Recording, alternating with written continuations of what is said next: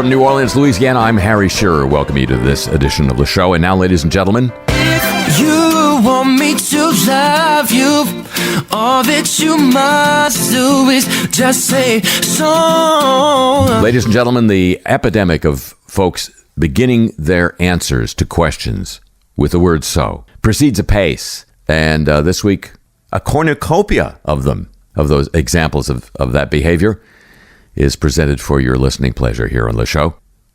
So, here we go. First, testimony before Congress by an official of the Drug Czar's office, the U.S. Drug Czar's office. How many marijuana deaths have there been in the last 5 years? So if you're referring to overdoses, I am not sure of those numbers. What is more dangerous and addictive? Methamphetamines and cocaine or marijuana? So, I don't think anyone would dispute the fact that there's relative toxicity related to those drugs. How do you expect high school kids to take you seriously?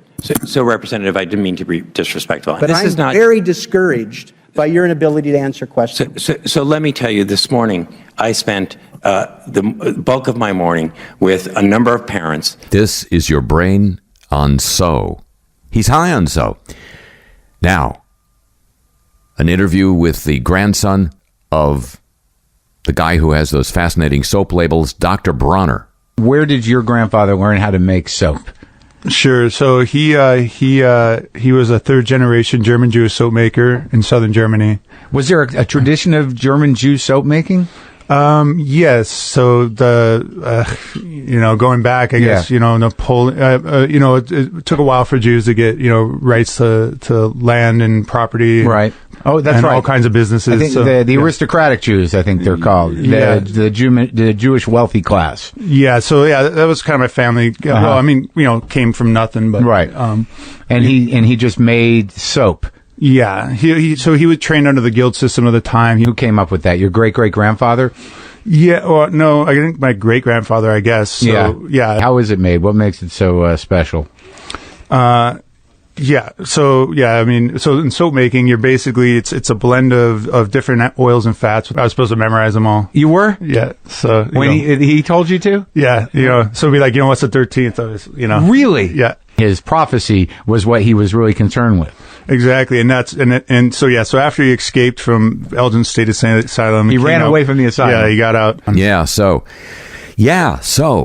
now, ladies and gentlemen, some so's about data. Let's talk about that burger. How do you find the best burger? So I've been mildly obsessed with data about cheeseburgers for a little while. It's my favorite meal. And finally, a BBC interview with a former Iraqi interpreter for American forces in Iraq.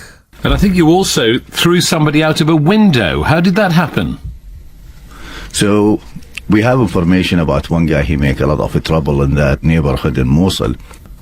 How did you come to work for them in the first place?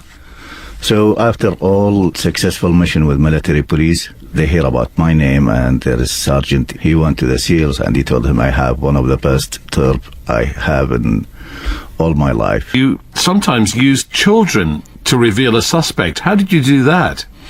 So sometime when, like most of the insurgents, they are very smart. Yeah. So I guess his English is good enough to say so. So they say.